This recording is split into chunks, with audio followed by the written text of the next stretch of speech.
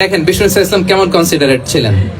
বিশ্বনবী যদি কারোর সাথে মুসাফা করতেন, ভাই একটু হাত মিলান তো, এই যে ওই লোক হাত সরানোর আগে বিশ্বনবী হাত সরাতেন না। যখন উনি হাতটা টান দিতেন তখন নবী হাত টান দিতেন। কারোর সাথে কথা বলার সময় এইভাবে আর চোখে তাকাতেন না, এইভাবে না, কথা বলতে হইলে ঘুরে তার দিকে হয়ে তাকে সম্মান দিয়ে রেসপেক্ট দিয়ে কথা শুরু করতেন। কেউ কোনো গুরুত্বপূর্ণ কথা কানে কানে বলতে চাইলে তিনি কথা শেষ না হওয়া পর্যন্ত মাথা সরাতেন না। সুবহানাল্লাহ, আসতে বলেন। আল্লাহু আকবার, আল্লাহু আকবার। একটু মিলিয়ে নেই, আসলে কি আমরা পারি এত চমৎকার আচরণ উপহার দিতে? আর সবসময় বিষ্ণু ইসলাম একটা স্মাইলিং ফেস নিয়ে তাদের সাথে কথা বলতেন। দেখবেন যিনি মুচকি হাসে তাকে সবাই পছন্দ করে, আর যিনি গোমরা মুখ থাকে তার দেখতে ভালো লাগে। আমার ভালো লাগে না, আপনাদের লাগে? লাগে লাগে না, লাগে না। হাসি কিন্তু সংক্রামক, ইতিবাচক ভাবে সংক্রামক। আপনি হাসলে দেখবেন হেসে হেসে কথা বলে যার সাথে বলতেছেন তারও একটা হাসি। আপনি গোমরা মুখে থাকলে ওই ব্যক্তিও গোমরা মুখ, ঠিক কিনা বলেন? এবং মুচকি হাসলে স্বাস্থ্য ভালো থাকে, মানসিক স্বাস্থ্যের সাথে এটা সম্পর্ক আছে। মুচকি হাসবেন। মোবাইল বন্ধ করবেন, এই যে খুব দায়িত্বশীলতার সাথে উনি মুচকি হেসে হেসে ভিডিও করতেছেন। প্রিয় ভাইরা, মুচকি হাসবেন। বিষ্ণু বলেন তাবাসসুমুকা ফি ওয়াজহি আখিকা সাদাকা, your smile to your brother it's a charity. তোমার ভাইয়ের দিকে তাকিয়ে তুমি যে মুচকি হাসো, এটা সাদাকা দেওয়ার সওয়াব কামিয়ে ফেলো তুমি। সুবহানাল্লাহ। এবং সাহাবারা বলতেন মা রাআইতু আহাদান আকসারা তাবাসসুমান মিন রাসূলিল্লাহ সাল্লাল্লাহু আলাইহি ওয়াসাল্লাম। বিশ্বনবীর চাইতে বেশি কাউকে আমরা কোনোদিন মুচকি হাসি দিতে দেখিনি। সুবহানাল্লাহ। মুচকি হাসেন তো আপনারা? হাসি তো গোমরা মুখ করে রাখছেন কেন? হাসেন হাসেন, মুচকি হাসেন, হাসবেন। হাসতে পয়সা লাগে? হ্যাঁ, কত অন লাগে বলেন মুচকি হাসি দিতে? হ্যাঁ, আচ্ছা, লাগে না তো মুচকি হাসবেন। হাসলে যদি সাদাকার সওয়াব হয় তো আমরা মুখ গোমরা করে রাখবো কেন? আমরা কি করব? হাসবো, মুচকি হাসবো। রাজি আছেন? কতটা কনসিডারেট ছিলেন দেখেন। এক বেদুইন, অক্ষর জ্ঞানহীন মানুষ, সভ্যতার ছোঁয়া তার মধ্যে লাগেনি।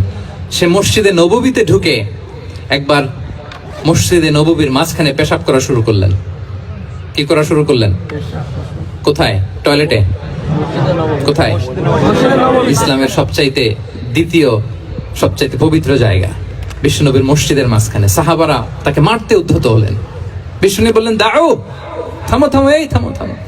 কারণ প্রস্রাব করার সময়, টয়লেট করার সময় হুট করে কাউকে ধমক দেওয়া যায় না, ডাকা যায় না, দরজায় বড় নক করা যায় না, নক করা যায় না, করলে তার ক্ষতি হতে পারে, এটা করবেন না। বিষ্ণু বললেন দাউ ওয়া হারিকু আলা বাউলিহি সাজলান মিন মা, এই রাখো রাখো, বেচারাকে পেশাব করতে দাও, করতে দাও, করতে দাও, পেশাব করতে দাও।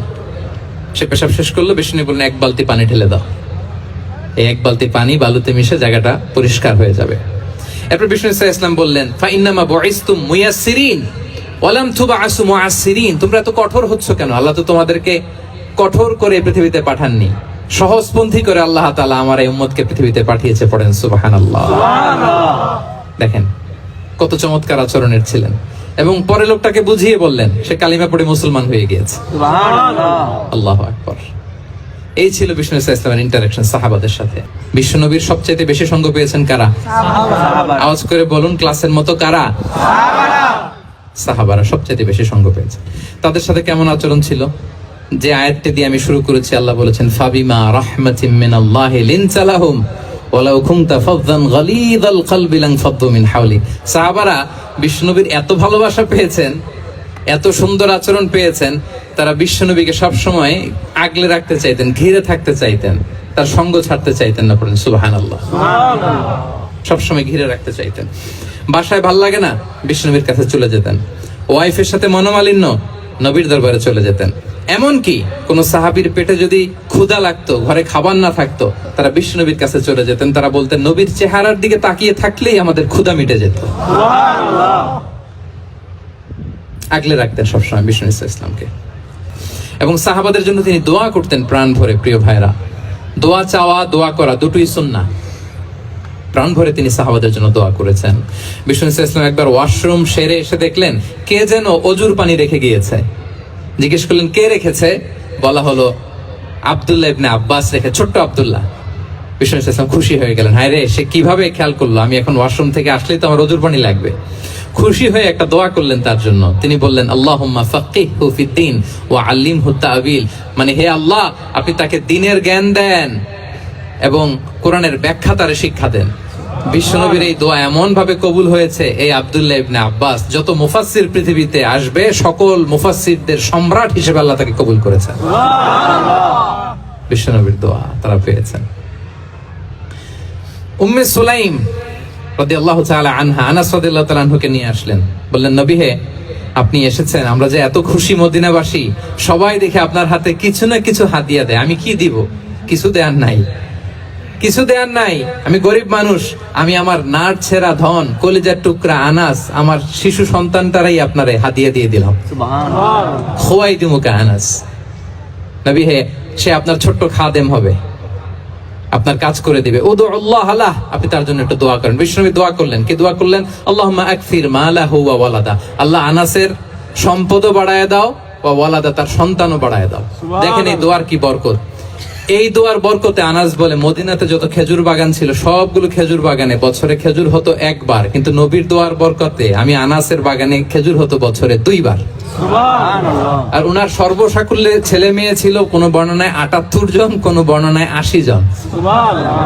আমাদের পুরো বংশে আছে 80 জন, কথা বলেন, আপনার পুরো গোষ্ঠীতে 80 জন আছে। ওনার শুধু ছেলে মেয়ে, একজনের ছেলে মেয়ে কয়জন? 80 জন। বিশ্বনবীর দোয়া কি ইন্টারেকশন দেখেন, একজন ট্রু লিডারের কি বৈশিষ্ট্য। তিনি সাহাবীদের ভালো গুণ দেখলে তাদেরকে উৎসাহিত করতেন, ইন্সপায়ার করতেন, প্রশংসা করতেন।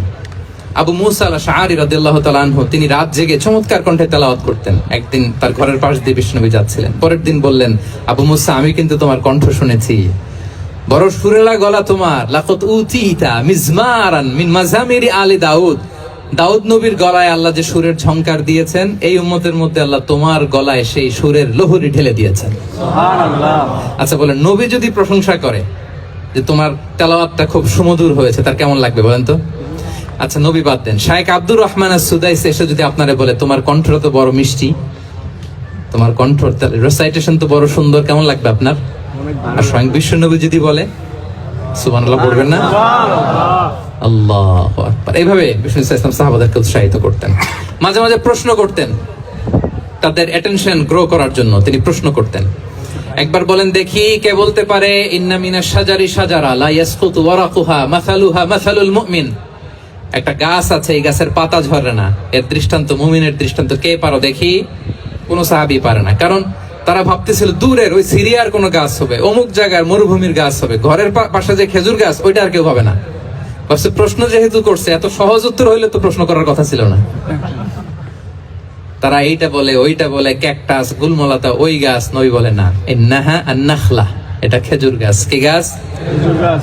তো আব্দুল্লাহ ইবনে ওমর তখন খুব ছোট, তিনি মনে মনে ধরে ফেলছিলেন, কিন্তু ভয়ে বলে না।